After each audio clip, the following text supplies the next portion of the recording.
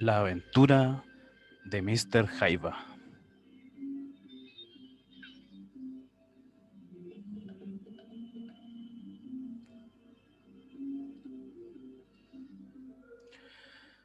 Cuando Mr. Jaiba apareció a la entrada de la pista, un sordo murmullo se levantó de las galerías y plateas, pasó rozándolo como una enorme y pesada ola, y después, ascendiendo, pareció hinchar la lona de la carpa. Mr. Jaiba, atemorizado, se detuvo. Hacía su debut esa noche y estaba anunciado como un número de gran atracción. Mr. Jaiba, parodista, imitador, monologuista. Gran éxito en los mejores casinos de Sudamérica. Eso era lo que decían los programas y cartelones. Pero la verdad era distinta. Raúl Seguel no había sido jamás artista de circo o de varieté. Había iniciado su carrera artística en Santiago como galán cómico de un cuadro de obreros aficionados, y cuando se creyó con desplante escénico, fogueado ante el público, abandonó un empleo que tenía en GAT y Chávez y se incorporó, en calidad de galán dramático y cómico, a una compañía nacional que hacía una gira al sur. La gira fue desastrosa. Raúl Seguel volvió con la misma ropa con la que fue y con 20 pesos en el bolsillo. Además, durante la gira, descendió de categoría. Su poco interesante figura, su voz sin tono y sin gracia, su manera poco elegante de caminar en escena y su escaso equipaje no eran cualidades suficientes para desempeñar un puesto tan importante como el de galán joven, cómico y dramático a la vez. Al final de la gira, no le daban ya sino aquellos papeles en que no tenía que hablar más de 4 o 5 palabras cada vez que salía a escena. La señora no ha vuelto, la sopa está en la mesa, una carta para el señor. De vuelta de la gira, disuelta la compañía en Santiago, Raúl Seguel se encontró sin contrata y con una cantidad de dinero que le alcanzaba justamente para pagar 5 días por una pieza sin comida. Por lo menos tenía dónde dormir durante ese tiempo. Pero después de aquellos 5 días, el teatro hízole perder la costumbre del trabajo constante, como empleado o como obrero, y estaba convencido de que sería incapaz de servir algún puesto que le exigiera levantarse temprano. Además, tenía la ilusión del teatro. Lo que le faltaban eran cualidades. Pero Raúl Seguel no se dio nunca cuenta de ello. 3 días ambuló por Santiago casi sin comer, en busca de alguna noticia, de alguna oportunidad, pero nada. No se levantaba un telón en Santiago. Al cuarto día, se encontró con un amigo de sus tiempos de aficionado, que trabajaba ahora como prestidigitador y malabarista en un circo de la calle Mapocho.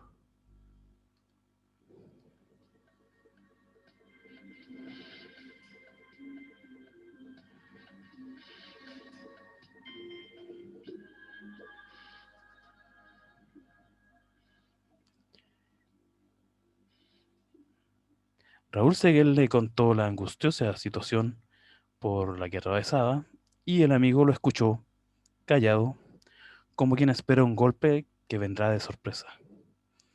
Pero Raúl Seguel no le pidió dinero.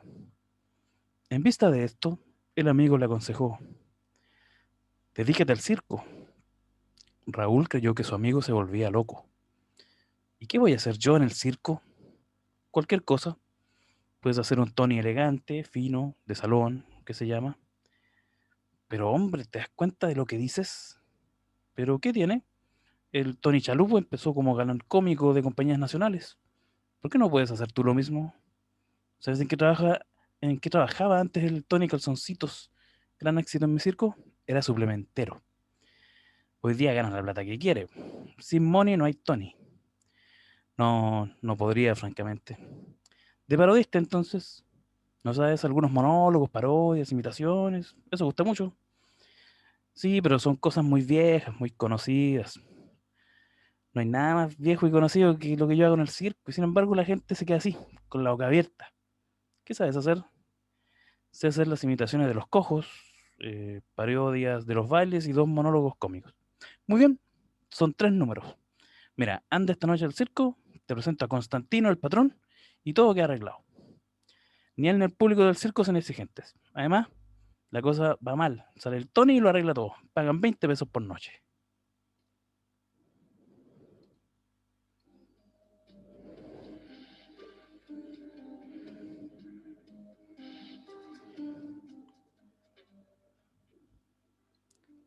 Raúl Seguel lo pensó y se decidió.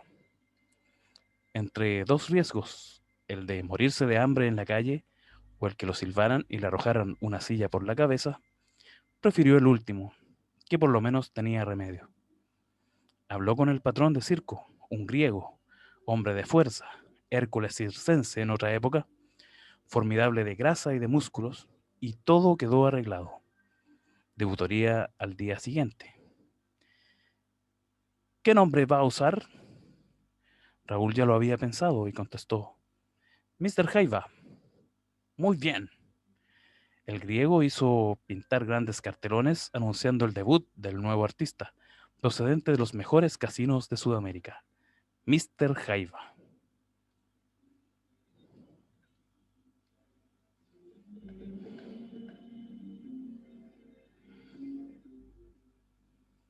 Y ahí estaba Mr. Jaiva, en la entrada de la pista, atemorizado, sintiendo en su rostro el aliento del público que llenaba las galerías y las plateas. Tenía la impresión de que sus músculos y sus nervios se le iban a aflojar de repente, abandonándolo, dejándolo caer como un atado de ropa. El circo estaba lleno. El anuncio de un debut que vendría a renovar un programa ya demasiado repetido había llevado mucha gente. Y no era de la más fina. La flor innata de la palomilla de las orillas del río estaba apretada en galería como una bandada de gansos, presta a graznar en cuanto hubiera motivo y ocasión. Suplementeros, lustradores, revendedores de frutas con sus delantales sucios y sus gorras inverosímiles, chiquillos limosneros, acarreadores de la vega y de la estación, vendedores de pequeñes y de tortillas, rateros, toda una colonia mugrienta y alborozada, con la boca abierta, que había pagado 60 centavos por la entrada y que quería divertirse como si hubiera pagado 10 pesos. Además, choferes, obreros con sus familias, 3 o 4 borrachos y algunos guardianes francos. En las plateas y en los palcos recubiertos con fundas de cretona barata, se veían beguinos, carniceros, dueños del restaurante del mercado, individuos gordos, colorados, con chaquetas cortas y enormes cadenas de oro que rutilaban sobre el chaleco.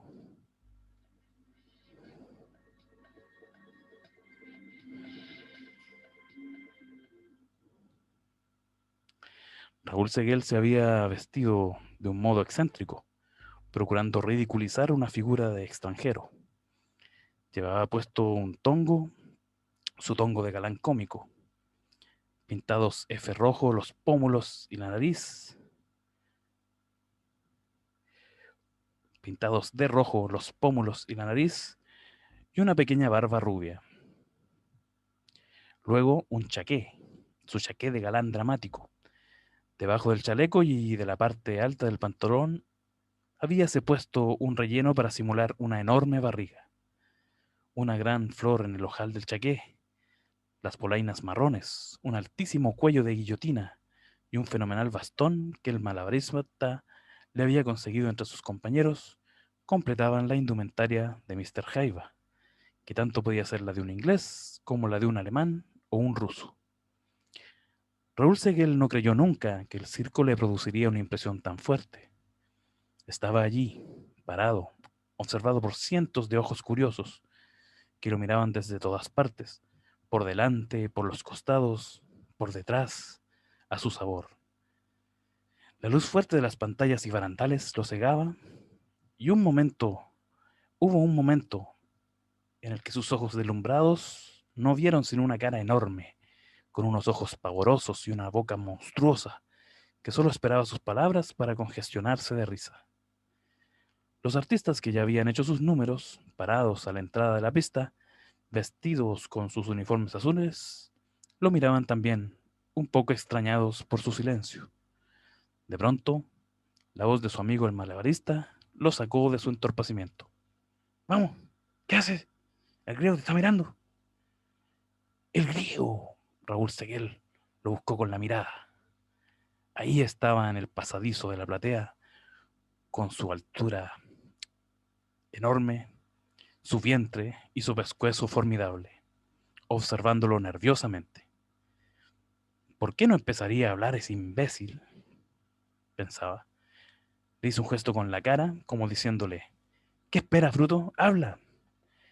En ese momento, una voz fina de muchacho se deslizó por el aire como una serpentina. ¡Habla, pues, patillo! Risas aisladas chasquearon aquí y allá.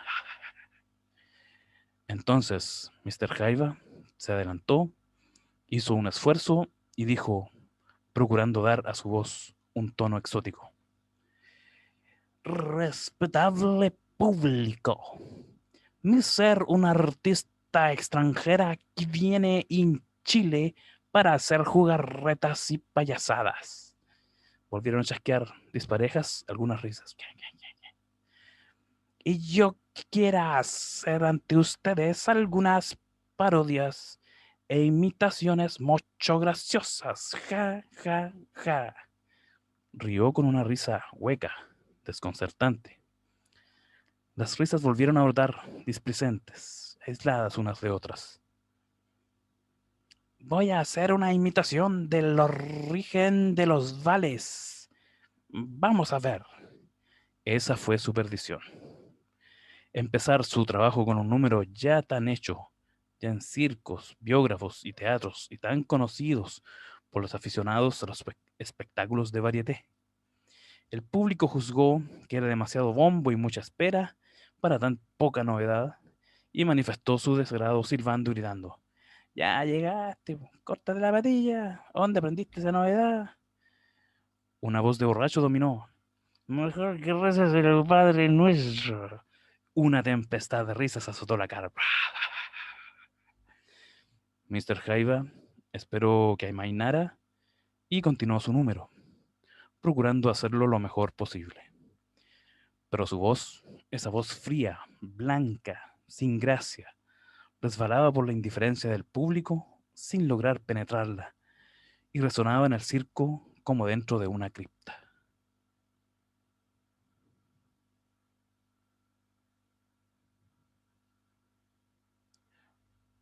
Cuando terminó su primer número, nadie aplaudió.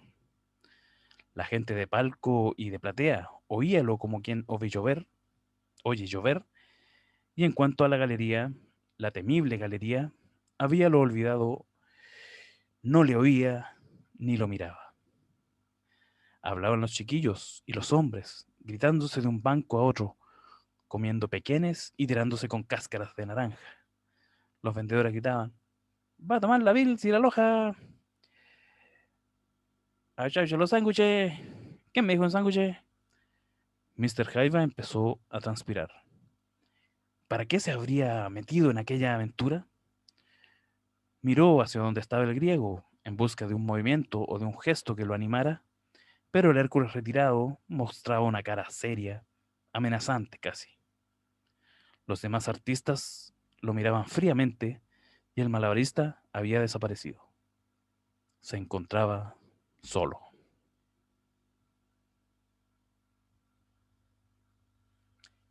Estaba solo en medio de la pista, rodeado de salvajes que gritaban y pateaban, indiferentes a su angustia, no queriendo sino divertirse, aunque fuera a costa de él. Casi sintió ganas de llorar, pero se rehizo. Era necesario que terminara sus números de cualquier modo. Alzó la voz y dijo, ahora, señores. Pero apenas dijo estas palabras, la tormenta estalló violentamente. ¿Todavía estás ahí? ¿No te había ido? Echen para fuera ese botón. La voz del borracho volvió a dominar. Rece el Ave María ahora, pues. Se hinchó la risa como una gran vela y se asqueó en el aire. Mr. Jaiba esperó a que pasara y continuó de nuevo más firmemente. Ahora, respetable público, se propuso dominar al público aunque tuviera que hablar a gritos. Después de su segunda frase, los silbidos y las voces amenguaron y ya creía poder hablar a gusto cuando oyó a su lado una voz igual a la suya, idéntica, con el mismo acento extranjero, que repetía sus palabras. Ahora, respetable público, una carcajada inmensa brotó de todos los rincones del circo. Gritos, silbidos, exclamaciones se unieron a la risa, agrandándola como una ola. Raúl Seguel solo vio una gran boca, con los dientes y las muelas cariadas, arrojando la risa a empujones, fatigosamente. Rostros desfigurados, caras rojas, abdómenes que saltaban elásticamente, ojos húmedos de alegría, llorando de risa. Parecía una pesadilla. Se dio vuelta. A su lado, con la cara pintarrajeada y su curioso traje de excéntrico, mirándolo sonriente, estaba el Tony Calzoncitos, el alma del circo de las orillas del río. El Tony repitió inclinándose ante él. Ahora, respetable público. La risa volvió a estallar.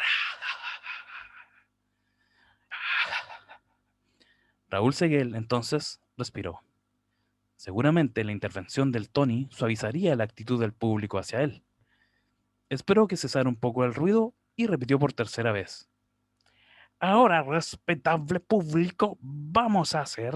El Tony repitió como un eco. Ahora, respetable público, vamos a hacer... Y cambiándola repentinamente de voz, le preguntó a Mr. Jaiba con un tono infantil lleno de malicia y de gracia. Oye, Ñato, ¿qué vamos a hacer?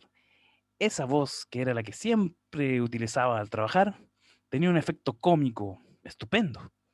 Hablaba como un chiquillo del pueblo. Entre paréntesis, no lo interpreté bien. Hay que editar esa parte. Cierra paréntesis. Dándoles a las palabras un tono popular. Bastaba que el público oyera esa voz para que la risa reventara por todas partes. ¿Qué vamos a hacer? Vamos a hacer las imitaciones de los cojos. Vamos a hacer las imitaciones de los cojos, repitió el Tony Calzoncitos. Aquel diablo pintarrajeado, salido desde el fondo de los conventillos del barrio Independencia, desenvuelto, desfachatado, dueño del público, tenía, entre otras excelentes cualidades cómicas, la facilidad de imitar maravillosamente la voz y los movimientos de cualquier persona. Cuando estaba sin ganas de trabajar, salía a la pista a imitar a sus compañeros de trabajo. Imitaba sus voces, sus movimientos, sus actitudes en el número que hacían, sus saludos, todo. No le costaba esfuerzo alguno y obtenía, en cambio, un gran éxito. Divertía a la gente a costa de los demás artistas. Aquella noche le había dado por explotar esa vena de su gracia y el público, que ya lo conocía, se preparó a pasar el gran rato. Y ya no hubo frase ni movimiento de Mr. Jaiba que no fuesen repetidos por el Tony en medio de las explosiones de risa del público. La gente callaba cuando Mr. Jaiba empezaba a hablar, lo dejaba hacer su imitación de un cojo y esperaba con los dientes apretados y los músculos del rostro contraídos para no soltar las risas que el Tony imitara al imitador. Apenas el Tony terminaba su parodia, la enorme boca se abría lanzando chorros de risa.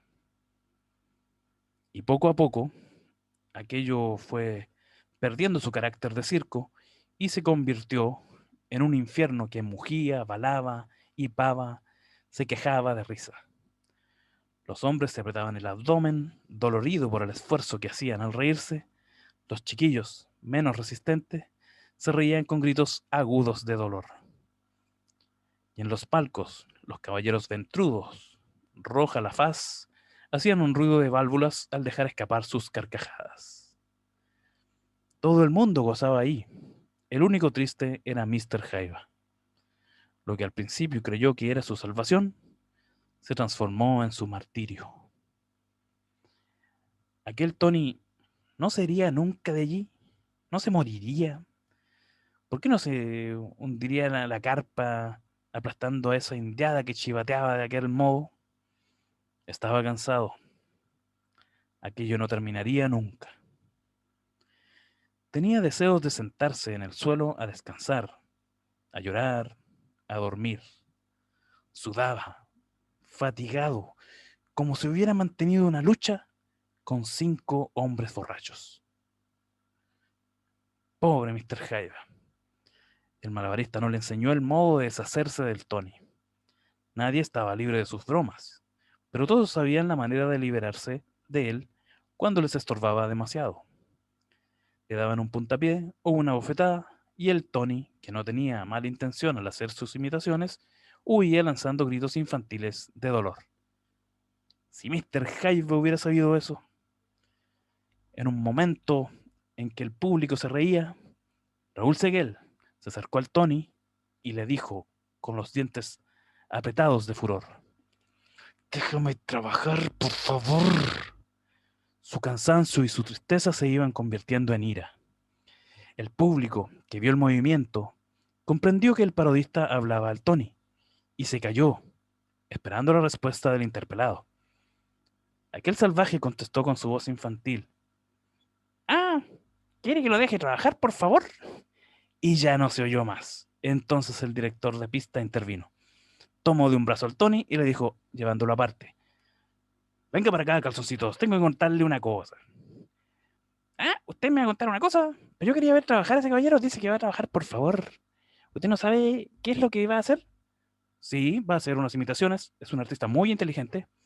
«¿Es muy inteligente? ¿Y cómo dice que trabaja, por favor?». El Tony fue sacado de la pista y Mr. Jaiba volvió a quedar solo. Quiso apurarse para terminar de una vez su número, pero estaba escrito que no lo terminaría. Su martirio no concluía, empezaba. Un espectador de palco había sido atacado por una risa nerviosa, incontenible, que lo hacía gritar agudamente. Era el que más celebraba las gracias del Tony, y la voz y el ademán de este, imitando a Mr. Jaiba, habían quedado en su retina y en su oído, vibrando interminablemente. Bastó que Mr. Jaiba moviera un brazo y pronunciara una frase para que el espectador lanzase una carcajada que se propagó por el circo como una corriente eléctrica. Al oír y ver a Raúl Seguel, el hombre inconscientemente recordaba al Tony y su risa chillona, en la que predominaba la I, perforaba el espacio como una flecha, contagiando a todos. Y hubo un momento, un largo momento, 4 o 5 minutos, en que Mr. Jaiba, parado en medio del circo y reducido al silencio, tuvo que esperar que pasara la raya de carcajadas. Cuando pasó, volvió a hablar y el fenómeno se repitió nuevamente. Entonces sintió que su mano se crispaba sobre el puño de su tremendo bastón. La ira lo recorrió de arriba a abajo como un escalofrío. Buscó rápidamente con los ojos al griego Constantino y no lo encontró por ningún lado. Había desaparecido. Avanzó hacia el espectador y el público. Presintiendo algo, cayó repentinamente. En medio de un gran silencio, Mr. Jaiba gritó más que habló: «¿De qué te ríes, idiota?». El hombre, sorprendido en mitad de su regocijo por aquella frase dura, se levantó extrañado. Había olvidado que detrás de ese monigote de circo, de aquella figura ridícula, detrás de aquella pintura, respiraba un hombre como él. Preguntó: «¿Qué dice?». «Te pregunto de qué te ríes, idiota», volvió a gritar Mr. Jaiba. El hombre, que era alto y vigoroso, ofendido por aquella frase, estiró un brazo para coger a Mr. Jaiba, pero este retrocedió, levantó el bastón y lo dejó caer sobre la cabeza del espectador, que a su vez cayó sobre su compañero de palco. El circo reventó en un solo grito y en un solo silbido. y Raúl Seguel tuvo miedo. Arrojó el bastón y huyó hacia adentro. La banda, para calmar al público, empezó a tocar aumentando el bullicio.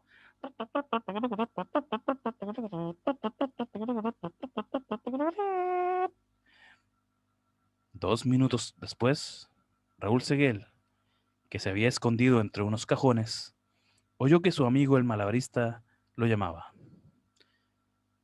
¿Qué quieres? Preguntó. ¿Estás aquí? Vete pronto. El griego Constantino te anda buscando para pegarte. Era lo único que faltaba. Tomó sus ropas y sus pinturas que el malabarista recogiera de su camarín. ¿Por dónde salgo? Por aquí. Arrimaron un cajón a la pared que daba a la calle y Mr. Jaiba subió a él, encarmándose después a lo alto de la muralla. Antes de saltar hacia el otro lado, rogó: Oye, préstame unos pesos. Toma, ahí tenéis 10 pesos. Ándate y no vuelvas más por aquí. En el momento en que se dejaba caer, oyó que el Hércules griego gritaba: ¿Dónde está Mr. Jaiba? Quiero hablar con él.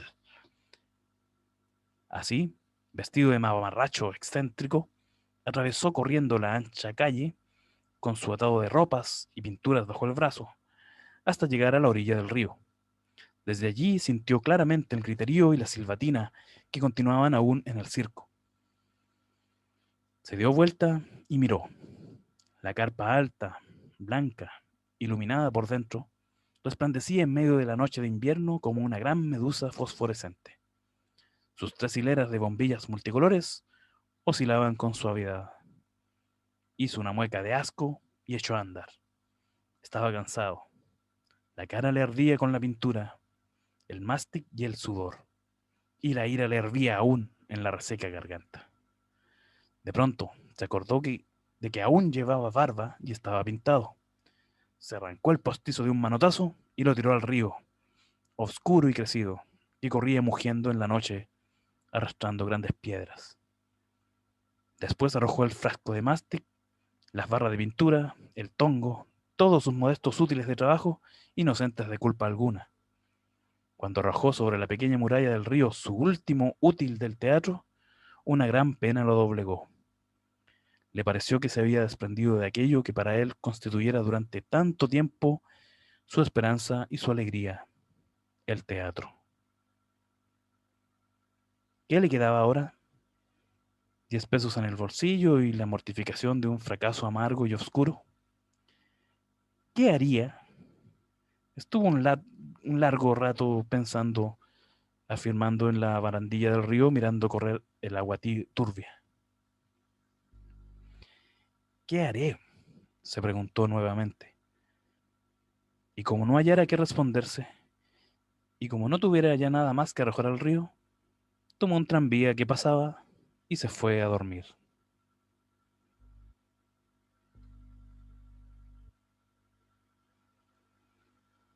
Este ha sido el cuento La aventura de Mr. Jaiba de Manuel Rojas.